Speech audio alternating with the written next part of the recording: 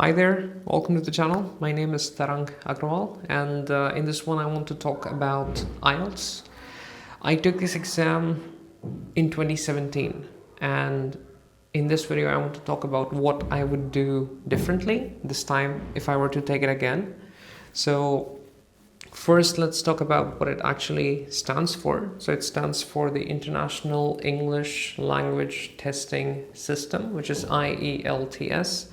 It is the most popular exam that is taken by students when they want to study or in general like live or move to another country. It's accepted primarily in the States, in the UK, in Australia, and well, other English speaking countries. Even like when I came here to study in Poland, I had to take this exam. I mean, it wasn't a compulsion, but I did that to strengthen my visa application, and I scored a 7.0 without preparation. Now, I should say that I was a bit cocky, and I should have prepared. And I think that if I would have prepared, I would have gotten at least an 8 or 8.5. But again, I'm maybe shooting a bit far at this point. Going back to, actually, I do remember something. I had my friends who also took a coaching. Yeah, they went to a coaching for this exam in Kota. It's Kota, Rajasthan city. And yeah, they studied for 1 month. I think it was every day, 5 days a week, strictly IELTS, nothing else.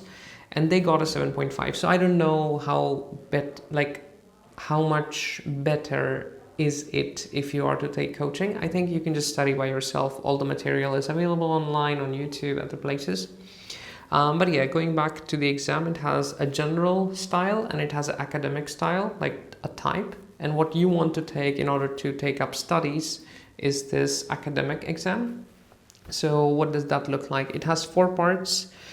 It has listening, reading, writing, speaking in that order. So listening, I got a 7.5, reading, I got a 7.0, writing, I got a 6, and speaking, I got a 7.5.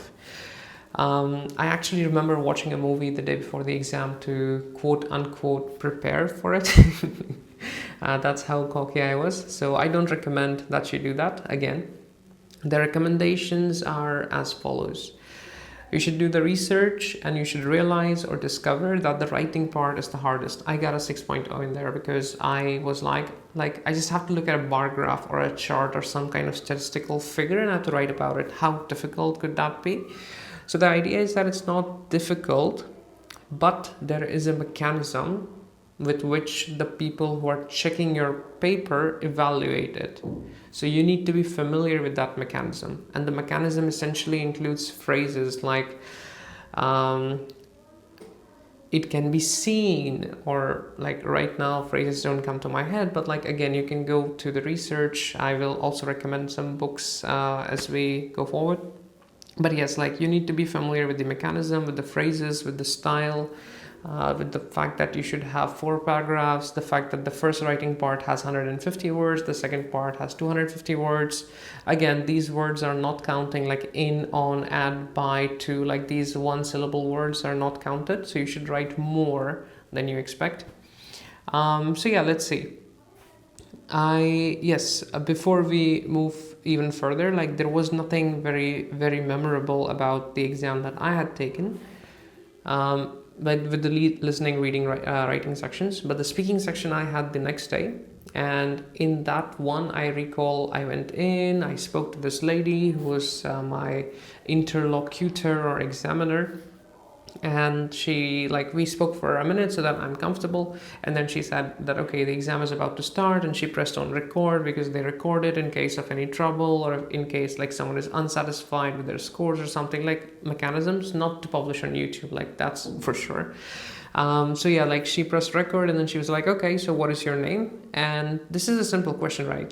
So I just said, yeah, my name is Tarang Agrawal, after which there was silence. There was like 4 or 5 seconds of silence. And then she was like, oh, where are you from? And then I was like, oh, I'm from Ratlam, born and raised. It's in Madhya Pradesh. And so at that point, I realized that she expects me to give a longer answer. And yeah, so the recommendation for the speaking part would be that if you are asked a simple question, which is like, what is your name? You should just say, my name is so-and-so. There's no need to go into the depth of your last 7 lives or anything. Simple question, simple answer. If the examiner is smart enough, they're gonna evaluate you with other questions. Another problem with such questions is like some people would recommend that you should just keep speaking. Well, yes and no. If there's a simple question like what is your name, then just say your name and move on. Like there's no need to give the names of your 12 ancestors. Yeah, like simple straightforward answers, and just be comfortable. Like just because it's an exam does not mean that you have to activate all the adrenaline that you're not using and it's stressing you out. Yeah, so just relax, chill. It's at the end of the day, it's a conversation. Yeah, so that is the thing. Also, don't do this. Sir ji, आप जो मर्जी topic दो, हमको मिल गई 70-80 लाइनें। अब कोई fail नहीं होगा जी। पूरा पंजाब जाएगा इंग्लैंड। आप बस टॉपिक बोलो। Sir ji, you want to test my knowledge about Taj Mahal, Agra? Going back to what I would do differently. So here are my suggestions for you. The first thing that I do differently is realize that writing part is the hardest one, because again, as I said, there's 2 tasks. In the general one, I'm not talking about it, but in the academic one, there are 2 essays. The first one is 150 words, the second one is 250 words. And my recommendation about how to prepare would be to use a shadow library to get access to a free book. Alright, so in order to be able to talk about shadow libraries, we need to know what they are. So let's head to the Wikipedia page. Here you can read about them, what they are. There is the popular ones. There is Anna's Archive, Library Genesis, Sci-Hub. So from what I remember, Z library is now not being used. So these are basically free libraries or alternatives to get books. I recommend Library Genesis for the normal books. So it's just libegenesis.online. Is that the one? No. Let's have a look. LibGen. I think .li, this should work. Yeah, so here what you want to do is just search IELTS, and then you want to go for the latest date. So you do it twice on the year, and then yeah, this one, practice tests. This is the book. So you can just click on one of the links and you click on get, and it will start downloading. And yeah, that's basically about it. Once it's done downloading, you can open it, and here you have like practice tests. So what you want to do essentially is read everything from this book, and yeah, not just IELTS, you can get pretty much any book. In my experience, 95% of all books are here. So yeah, again, the listening part you can't have, unfortunately. So for that, I will suggest movies, so keep watching. And over here we have got some reading section, some writing tasks. What's interesting is that at the back of the book you can go and you can have the sample writing tasks.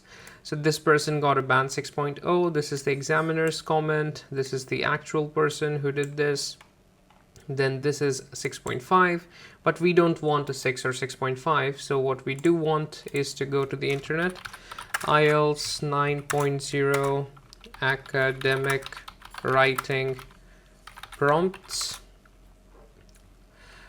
essay samples. Yeah, there we go. So there is like a lot of websites. What you can do is like just find it. So for example, environment, model answer, sample essay 1. This is the task and this is the answer. So for example, you just write this answer and you're good to go. So that was information about shadow libraries. So once you have this book, you will get at least 5 questions and answers which have got the 9.0 answer.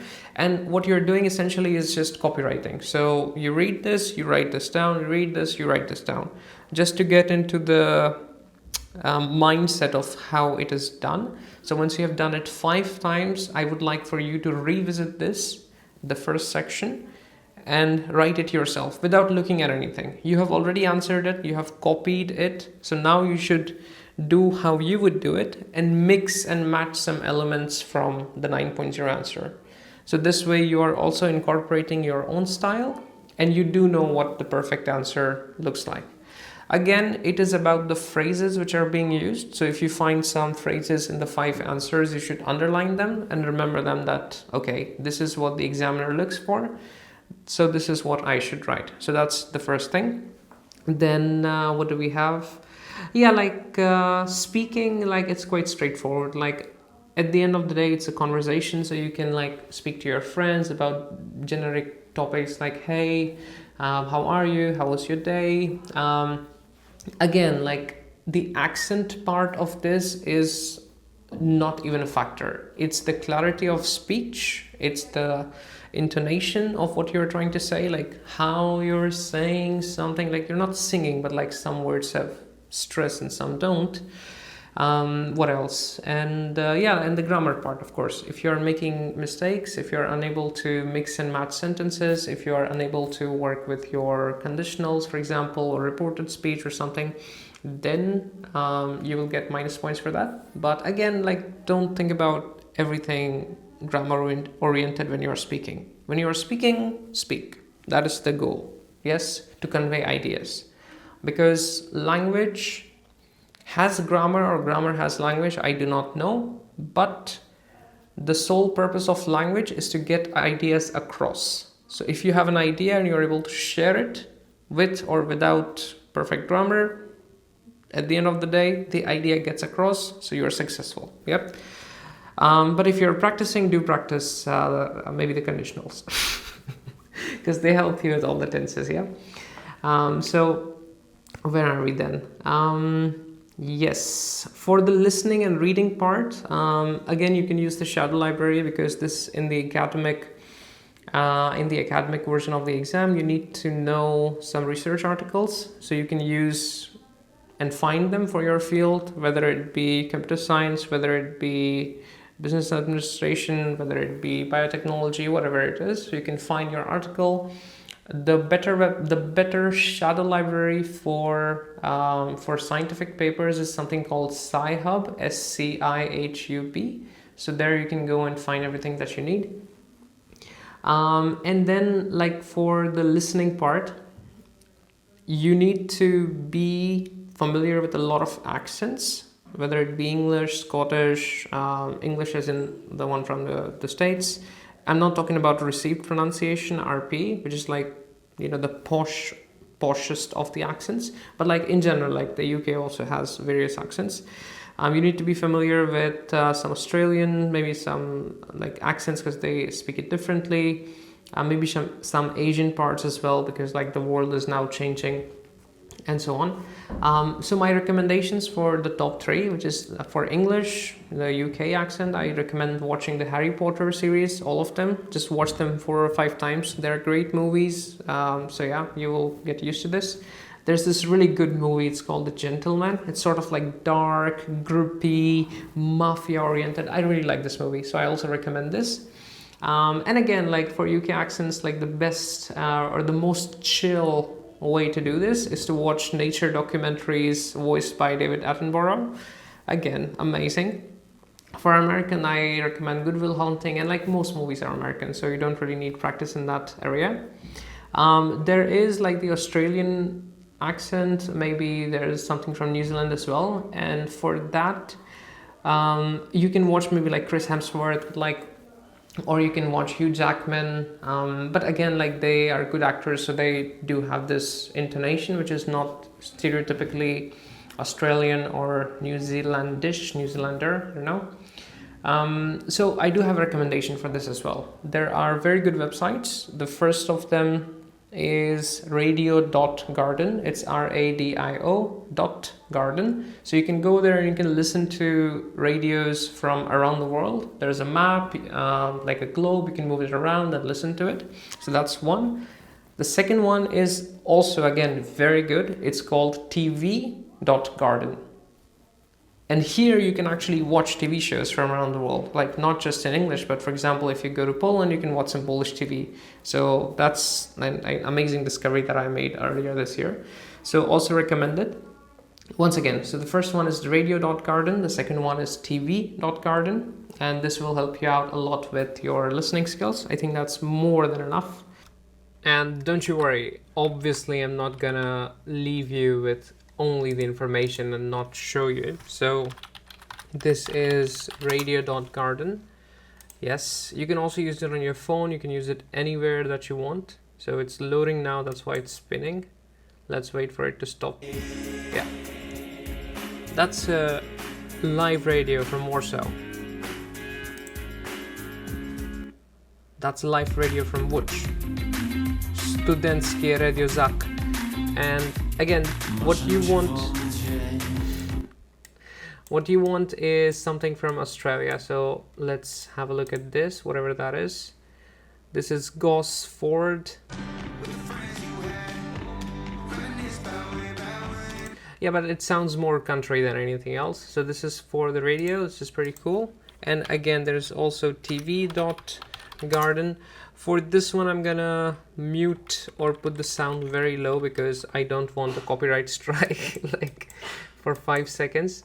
And also, like, there is a very good website. It's called playphrase.me. So playphrase.me. And on this website, you can, for example, you heard a new phrase, it's raining cats and dogs. So you type this and then it will show you clips from movies and TV shows and from YouTube where this phrase is being used. So again, it was a very good discovery that I made earlier this year. Again, I want to show you. So this looks like playphrase.me. And then here, for example, okay, I'm gonna mute it first. Then I'm gonna type my phrase, raining cats and dogs. And now I'm gonna unmute. Don't like the song, I like it raining cats and dogs. Right. I want to smell the odors of. I don't know the song. I should It's add. raining cats and dogs. Is But it? it's raining cats and dogs. Is It's it? been raining cats and dogs in Idaho. Exactly. Oh, we don't want to be a sponsor, but if you have the possibility, definitely. And there are other videos also like this. There is uglish.com. Yeah, here we can do I don't know, my mind is completely blank right now. A phrase in English.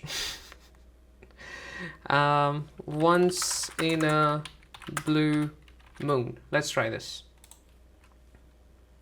It works. Sure, every once in a blue moon, something will happen. It's really last minute. And you have to decide right Exactly. then. So these kinds of websites are very good. This one is called Uglish. Oh, there is for other languages as well. Interesting. Very interesting. I also want to say that now that IELTS is mandatory, or rather other English examinations, or at least up to a B2 level is mandatory for studies in Poland, that you should take the exam and yeah, better get preparing. Yeah. Wishing you the best. Before you go, I want to inform that I do offer my time, which is paid. And for the details, you can contact me. How to contact me is via the email, which I will also link up in the description. And you can also contact me via my Google form. So the plus point of contacting me via the Google form is that I actually make phone calls whenever I do get a free time, or whenever I do get some free time. So I make this call from a UK-based number. So if you do fill up the form, be prepared to pick up a call. It's not going to charge you anything. It's not going to charge me anything. I get to maintain my privacy because it's outgoing only number. And yeah, so wishing you the best.